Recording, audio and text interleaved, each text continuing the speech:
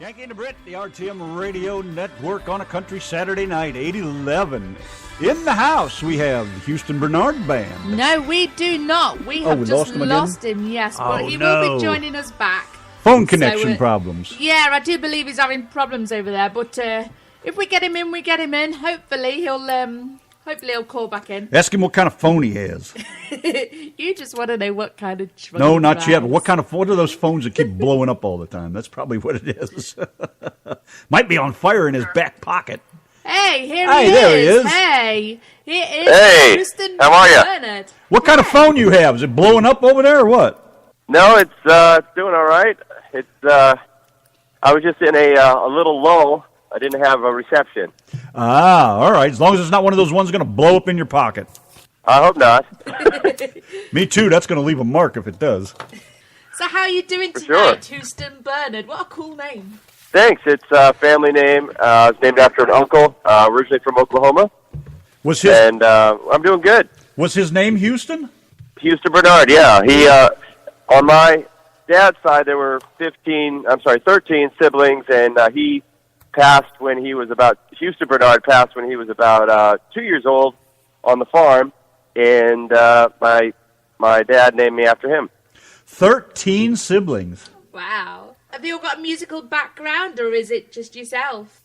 Most of them played music, but my uncle and my dad played a lot of music. They toured with a lot of people like Dave Dudley and Tanya Tucker.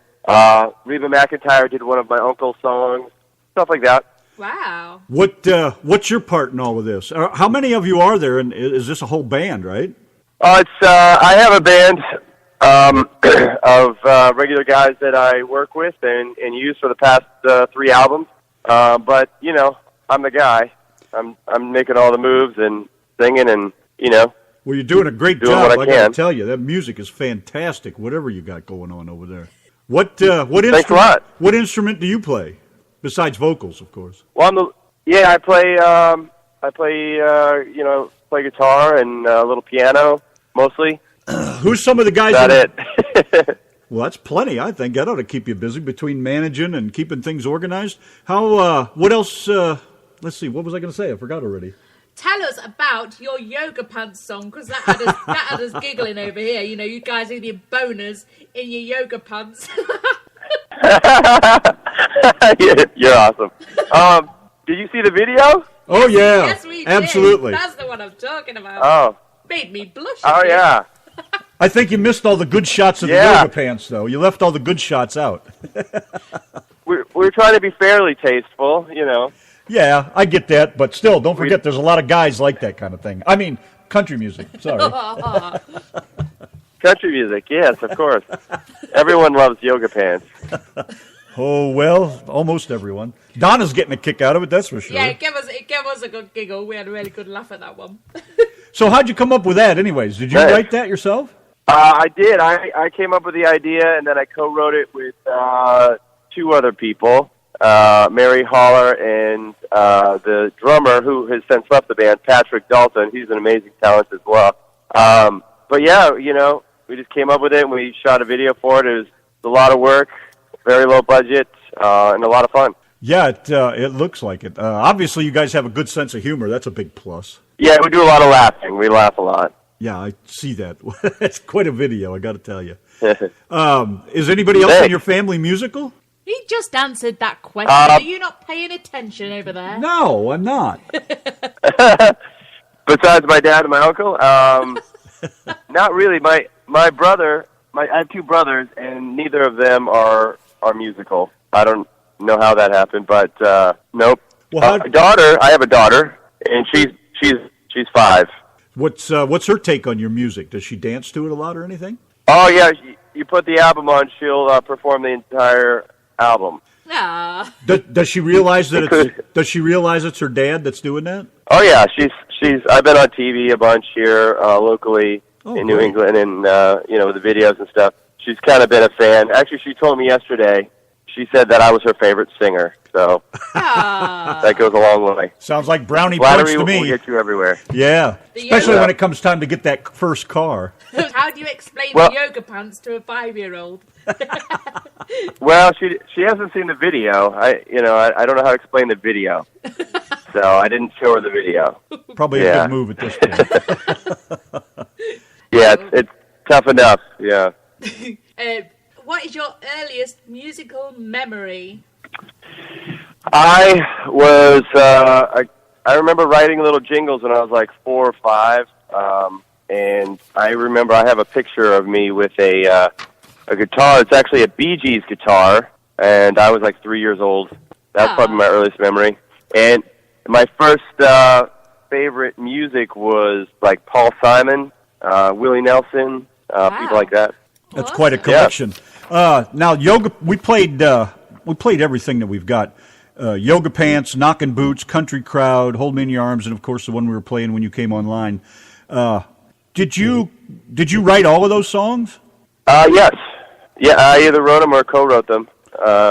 And I'm working on a new album now, our 3rd album, and I co-wrote all those songs except for one. I didn't write, but I really liked it, and I write with one of the writers, and I wanted to do that song, but nothing solid yet. We have about 8 songs for the new album, and we're probably just going to release singles one at a time.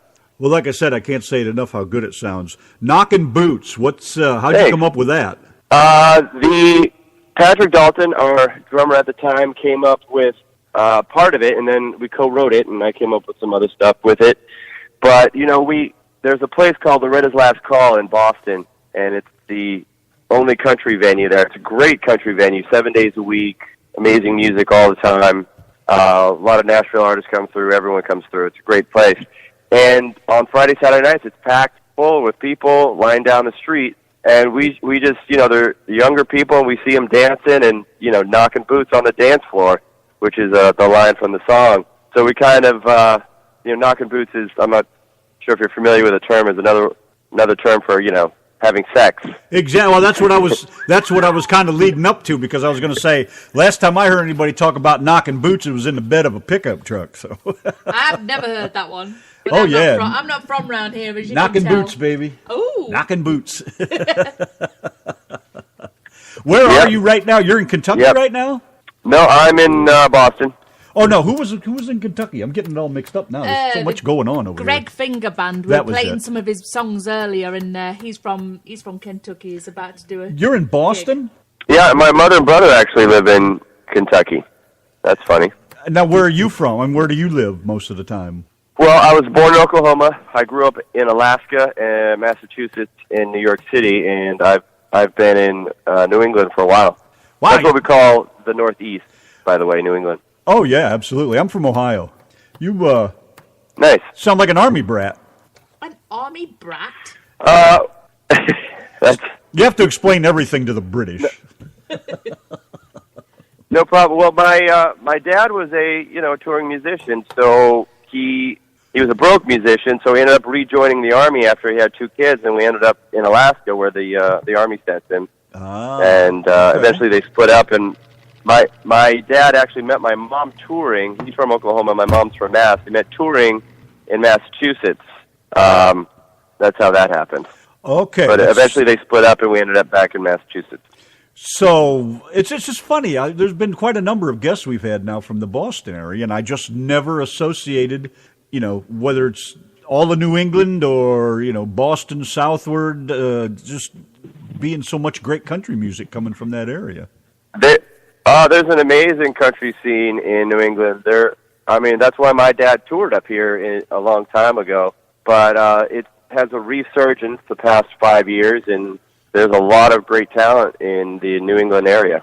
Yeah, it sounds like it. A lot of great talent. I drove truck for 20 years, and I was all over New England, all the way up into Maine, into Canada, up at that end, and Vermont and New Hampshire. Spent weekends all over the place, and just country music in the bars and the clubs and stuff. Just back, of course, that's quite a number of years ago, but it was non-existent for the most part at that point. But man, there's some great stuff coming out of that neck of the woods. You being one of them. Thanks a lot. Appreciate it. Oh, we love good music here. I told Donna, I said I think I'm starting to like country night a lot better than rock night due to all this great country music that Kelly Lee's been pointing us toward. Man, you guys I can't even say it enough. Just fantastic. Thanks a lot. country. I played rock music for a long time. I didn't play country for a while. I didn't want to play country music, and then it just kind of grew on me, and I started playing it, and it became very natural. It was like breathing. And if you look, there's a lot of live videos on our YouTube, or you can go through our website, HoustonBernardBand.com, and you can see there's a live video music series, like 11 videos, 5-camera shoot from back in July that was shot at Loretta's Last Call, and you could see the band. It's very rock. But it's, Oh, I think it's great. You doing a lot of live performances now? Yeah, I've tried to minimize a little bit and be a little more selective. But we're working in a new drummer right now, getting ready for festival season, and it's going to get busy. The festival season starts about late May, goes all the way to October, and we'll stay busy. We'll be doing 2 shows a day on some weekends. That ought to keep you out of trouble for the summer. Or into trouble. That's more like it. That sounds a lot better. You really want us to be like we really are? How do you still get nervous before a show? It's easier with the band. I sang the national anthem on one show. I only did it once, and I was opening up for Scotty McCreery, and I always thought, like, all right, how can you screw up the national anthem? Leave it to me. Ask Rosie O'Donnell. I was, we had a gig the night before, and then we had to set up really early. So we actually literally had an hour's sleep, and then we had another gig that night. So there was no sleep, and my voice was pretty much gone. I was just barely hanging on. And I get on the main stage to do the national anthem, and I was used to always having my band around. This was a couple years ago. Having my band around and a guitar or something, and all of a sudden, I'm singing it, and my mind gets the best of me, and I'm starting to think too much, and then I start looping. I start repeating parts of the national anthem. Oh, no. And the crowd catches on. They catch on, and they start laughing, and they try to help me through it.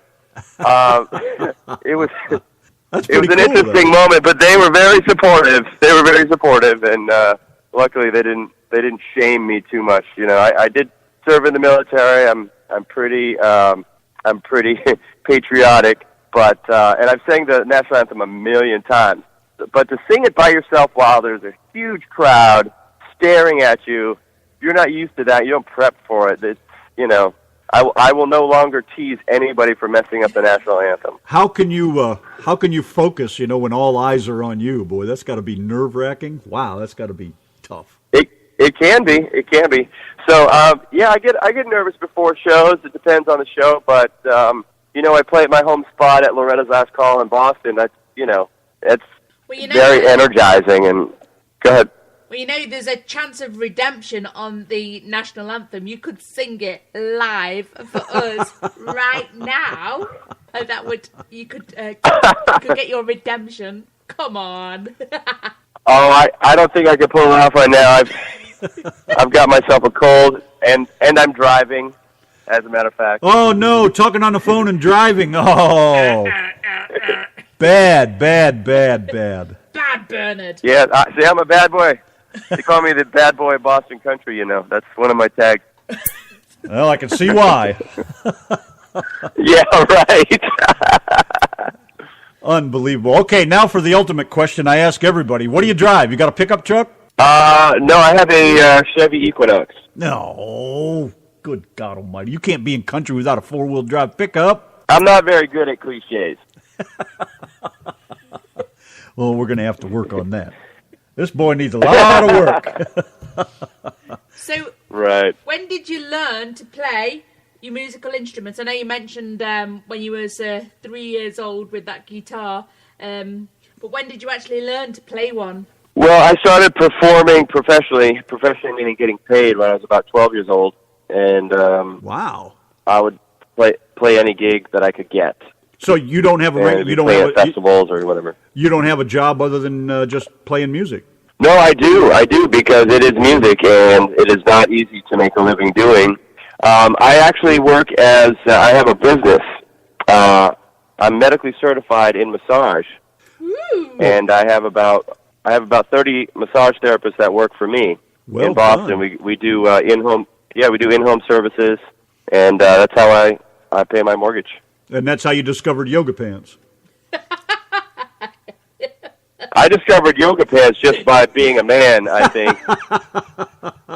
That would do it. I'll give you that. Being much. observant, yeah. Wow, unbelievable. That must be quite a profession, though. Yeah, I take it pretty seriously. Obviously, there's a lot of jokes that go along with it for people that aren't as appreciative of massage. But serving in the military, I ended up with a lot of injuries. And then I was a martial artist growing up, a lot of injuries. So I ended up with a lot of pain over the years. I worked with physical therapists and a massage therapist. And then when my uncle was on his deathbed, the uncle that played country music for years and years, wrote for Reba McEntire. He died of lung cancer, never smoked in his life. Wow. But I would massage his feet. When I went down to Nashville to see him, and I massaged his feet, it would bring him some relief. I'd sing to him. So that's when I thought about massage and how it affected people in a positive light. It made a difference in people's lives. So that's when I got into massage. Very good. Pretty deep there. Yeah. That's all right. Go as deep as you want, man. It's all about you. Do you still practice martial arts? I do a little bit at home, and I'm teaching my daughter. You said, but I don't compete anymore. I used to compete a lot. You said you were in the service? Yeah, I was in the Army. Okay, that's what I was going to ask. Which service was it in? What was your rank? Yep, I was E4. We have a lot of people that listen that are really proud of our soldiers and think a lot of them. So, thank you very much for serving. By the way, thanks for saying so. Yeah, we do what we can. There's a lot of events and stuff around New England. The next thing we're doing will be in April for a soldiers run. It's a 5K. And the band is playing, and we'll be raising money for soldiers. Very good. In my personal opinion, our government should be taking care of our soldiers a lot better, and they just don't. They never have. If you look at history, like even back to the Civil War, they just didn't take care of our soldiers. They don't. Yeah, but they don't have a problem forcing you to go to war, do they? Of course not. But whatever. But exactly, whatever. Because we don't do politics. We have no use for any of that crap. So. We leave that sit on the side for people that like to fight and argue all the time. We don't care for fighting and arguing. We just like to have a good time. That's all we do. Who's some of your favorite martial artists? Bruce Lee at the top of your list? Well, Bruce Lee had a lot of great philosophies. I cannot quote. No, actually, I can quote one quote he had, or come close to it, which was he's more afraid of someone who would kick every day for 1,000 days, one kick every day for 1,000 days, than one person that could kick 1,000 kicks in one day. Wow, that's basically talking about being consistent and consistent. That's what success is all about. And when I play music and I do other things, I try to pace myself. I put quality into what I try to put out and share with people, whether it be the shows or the music or just the one-on-one conversations that we talk to people after shows. I enjoy all that time, and people enjoy what we do. It's a privilege. It's a huge privilege. And where do you get your inspiration for your music? What do you write about? Well, you write about what you see. I think on the most recent album, a lot of the stuff is just about my lady. I just feeling lucky. Like I have a song called "Lucky Man." And the line goes, basically about meeting her. I was trying to get lucky, ended up a lucky man. Ah. So there's a lot of songs about her. But you write about what you see and what moves you. Obviously, having fun is a lot of that. Yeah, the last album particularly. I have a song just that's from the new. It's going to be on the new album, just called "Ice Cold Beer." Beer is very inspirational to many of us. It's very simple. Keep it simple, and that song is going to be a lot of fun. Boy, that's for sure. Well, I think it's all fantastic, man. You got a hell of a thing going on over there. I had no clue that I didn't find anything. I really didn't look too hard at the moment. I didn't have a chance, but I was trying to find a bio on you or something. I really couldn't find anything, so it's nice to hear all this right from the horse's mouth, if you will. About all the great things you're doing and who you are and where you're from and what makes you what you are. Thanks. Yeah, if you go to HoustonBernardBand.com, there's a little bio there. It actually talks about my great-great-grandfather. He was a famous outlaw in the Oklahoma, Kansas territory. He ran with the Doolin gang, the James gang, the Dalton gang, and his name was George Bitter Creek Newcomb. It's an interesting thing about my family. So does this mean that bank robbing is in your blood? Definitely not. Definitely not. That's the thing. It's an interesting fact to have, an outlaw. He's in the Time Life Gunfighters book, but it's like he also was an outlaw. So there's not really, it's not something that you can be really proud of, breaking the law. But it is an interesting fact. Yeah, I understand where you're going with that, but yet, there's so many bank robbers that are the proverbial heroes, I guess. So it kind of has its own little genre of a lifestyle there, I guess, for lack of a better way to put it at the moment. Sure. Nobody's robbed a train in a long time, and Amtrak runs up and down the East Coast. Just something for you to keep in mind. I don't think that's going to go over well. Well, you really don't want to tell anybody when you do it. I will think about it, though. I will think about it. Yeah, just something to bear in mind. You never know. I mean, music business might fall by the side for a little while. Have a slow spell. You need something to fill in the time. Sure. A little adventure. Well, your music is absolutely fantastic. I got to tell you, man. Everybody here, the guests in the chat, I'm sure the outside listeners, everybody is just like overwhelmed by how cool some of this stuff is. Hey, tell us about your performances on stage. Do you like play in front of really huge crowds? For sure. I mean, we've had the opportunity to open up for some really large acts like Old Dominion. We've opened up for them a couple times, and Travis Tritt, and we opened up for Montgomery Gentry at the House of Blues. That was a very large crowd. I actually sat in with Bryan Adams years ago. Wow. He brought some people up on stage, and I don't think he knew that I played guitar and sang, and I just started rocking out and played with the band, and that was kind of funny. Yeah, I guess. And Travis Tritt, is he in a wheelchair yet? No, he was doing an acoustic tour. He did sit in a chair. I didn't know he was still out playing anywhere. I never hear anything about the guy. Oh yeah, he still sounds the same, and he still draws a crowd, a lively crowd too. We had a good time. Yeah, I'll have to look for some of his new stuff because when he came out, man, back what was it, the early '90s when he became popular? Yeah. Yeah, me and all my truck driving buddies back then, man, we were all about Travis Tritt and Willie and. We all looked like some of them. When I was driving, a lot of people, I'd go in these fuel stops, and a lot of these women would say, "You look just like Alan Jackson," and they'd tell my buddy that he looked like Travis Tritt, and my dad had the red beard and a certain nose and everything, and they'd tell him he looked like Willie Nelson, and it was just, we had this whole little country thing going on in our own little private place over there, but, we grew up with a lot of that. Very nice. Didn't grow up with it, but we followed them from the start, and it was all great stuff. Leroy Parnell, all those guys, all good stuff back then. Miss a lot of that stuff. We just did a Willie Nelson tribute show with a bunch of artists here in New England, and I was able to sing a few songs. I sang "Nightlife" and "Whiskey River." There's some really great tunes from Willie Nelson. I was going to ask you, and finally, now I'm remembering. What's your area that you play in? Do you come down to the South or down to Texas or anything? Nashville? Well, we do some fly-out dates. I go to Nashville to do some writing. I have some friends down there. We do some writing. But mainly, unless we get picked up on a bigger tour, I don't really have any interest in going out past New England and upstate New York. I mean, I do want to, and we do have some friends all over the States and Canada, and even in the UK, I've talked to a lot of people because country is really huge there as well. But it's not. It doesn't make sense for me, I mean, except for fun, right? To go out and try to promote ourselves without a big machine behind you, with promoting a huge, a single that has the capability of hitting the charts and that sort of thing. I know a lot of people that they have a lot of investors and they're spending a lot of money promoting singles and they're touring. And then I know a lot of people that are just trying to tour on their own. It's just like they go out and they come back and they had fun. They might have broken even, but, So you're playing at this point in my life, I really try to be selective. You're playing it like a businessman, and there's nothing wrong with that. Thank you.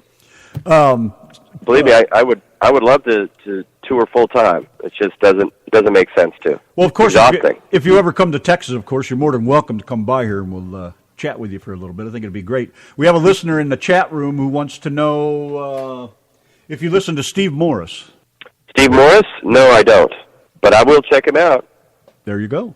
Yeah, well, we're hoping that Kelly Phillips will gather everybody to Texas somewhere, and she'll just gather you all up. You know, Lance Stinson, you guys, and the Greg Finger Band, and we'll just have one big, huge party, and you guys can just sing for us and dance and la la la la la. Well, we'd love to do a Texas tour, though. I've been trying to line something up and find a good booking agent or two in Texas, and I haven't had much luck because there are some amazing venues. I want to say Billy Bob's, I think, is a place I heard about. Right. There's a lot of places. Well, and I've toured Texas years ago when I was doing different style of music, and I've toured all over the States and Canada, but that was a while ago. There's and that wasn't country music, though. There's quite a number of great music scenes around, you know, not just Austin, which of course there's Austin city limits and places all over Austin, but Denton, Texas, right, which is not far from us, about 40 miles away. It's quite the music scene. Yeah, I've been to now. Denton. I did a show there. That's where we spent our honeymoon, believe it or not, and we live about probably 20 miles from the Oklahoma border over here east of Denton, like I said, about 40 miles or so. But very nice. A lot of great music places around here. You know, even the casinos in Oklahoma right here have a lot of great country singers coming in there. Do you classify yourself as country? I've said that a few times. I guess I should make sure that that's where you fall. Oh yeah, definitely. We're definitely country music. My dad and my brother and my stepmom still live in Oklahoma. I have a cousin that lives in Dallas. I have a guy family all over Oklahoma, and some in Texas as well. So I visit every now and then. Well, good. You ever come down here, look us up. Be glad to have you stop by. That would be awesome. That would be awesome. Thank you. Well, let me ask you 10 little quick questions here, and then we'll let you go, and we'll get back to the music. All right. Number 1, what's your favorite word? Love. Now, this is internet radio. You can say anything you want, so don't be shy. What's your least favorite word? Loser. I married one. No, I'm just kidding. What turns you on? Besides yoga pants. Big booties. Boners in yoga pants. Big booties and yoga pants. There you go. What turns you off? Negative attitude. What sound do you love? An acoustic guitar with brand new strings. What sound do you hate? An out-of-tune acoustic guitar with brand new strings. I should have known. What's your favorite curse word? Fuck. That was it? Yeah. Sounds pretty serious. What profession other than your own, what profession other than yours or your own would you like to try? Gosh. Acting. What profession would you not like to do? Managing sewage. I was going to say, it's probably somewhere close to what Mike Rowe does. All right, number 10. If heaven exists, what would you like to hear God say when you arrive at the pearly gates? Yeah. Jam it. I have no idea on that one. You know, hey, thanks for coming. Party's over here. Yep, and you're going to be the star. Can't beat that, huh? Right. All right. Well, that's it. I just can't thank you enough for taking the time while driving to sit and chat with us. Well, I appreciate you guys having me. Yes, and have an amazing night, and let us know about any up-and-coming albums or anything. You know, you can always call in the show anytime, you know, if you've got any new information for us or any cool songs for us to play. Oh, yeah, please do. Sounds good. I appreciate it. You're one of the crowd, man. Thank you very much. Appreciate it. Now, the band name is Houston Bernard. What is your name? We've already asked Houston Bernard. Oh, your name's the same. I guess I didn't realize it was the same exact name. Because you had said that was your great-grandfather, or what was that? I was named after my uncle, Houston Bernard, that passed. That's what it was. Okay. Well, my memory's about as long as my... But anyways. Shut up over there. Wow. You got to love a wife that you can just, put up with. For sure. Well, thanks for having me, guys. I'll talk to you soon. Yes, Thank you very much. so Take care of yourself and be careful, man. Thanks for coming. Bye. You too. Yep, Thanks. bye-bye. Bye. Trains, trucks, and good old country music with the Yanki and the Brit on RTM Radio.